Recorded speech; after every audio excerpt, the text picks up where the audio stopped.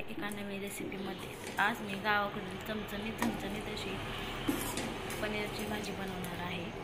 चला तर मग रेसिपीला सुरुवात करूया। मी पनीरचे छोटे काप करून घेतले आहेत। त्याला आता आपण हळद आणि लाल तिखट लावून हाताने चांगलं मस्त चोळून घेऊया। तवा गरम करायला ठेवला आहे, त्यामध्ये थोडंसं तेल टाकून आता आपण हे पनीरचे पीसेस मस्त फ्राय करून बाजूने पनीरचे पीस मस्त परतलेले आहेत। तर आता आपण हे साईडला आपण पनीरच्या भाजीसाठी मसाला तयार करूया।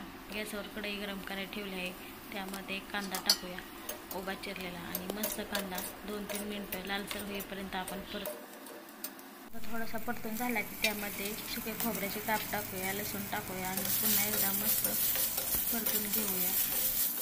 परतून झाले आपण साईडला काढूया, साईडला थंड करायला ठेवूया। मसाला आपण मिक्सरच्या भांड्यामध्ये मस्त फिरवून घेऊया। हे वाटण तयार झालेलं आहे।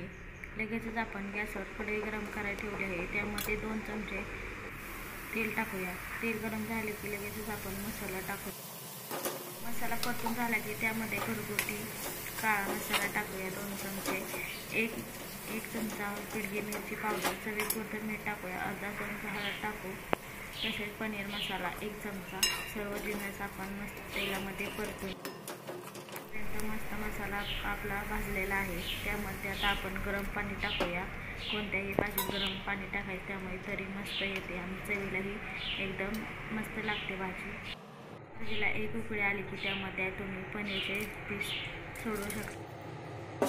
त्या मध्यम आचेवर ही भाजी तुम्ही शिजवून घेऊ शकता 4-5 मिनिटात। झणझणीत चमचमीत अशी गावाकडील पनीरची भाजी तयार झालेली आहे। कशी रेसिपी वाटली तुम्ही कमेंट करून नक्की सांगा।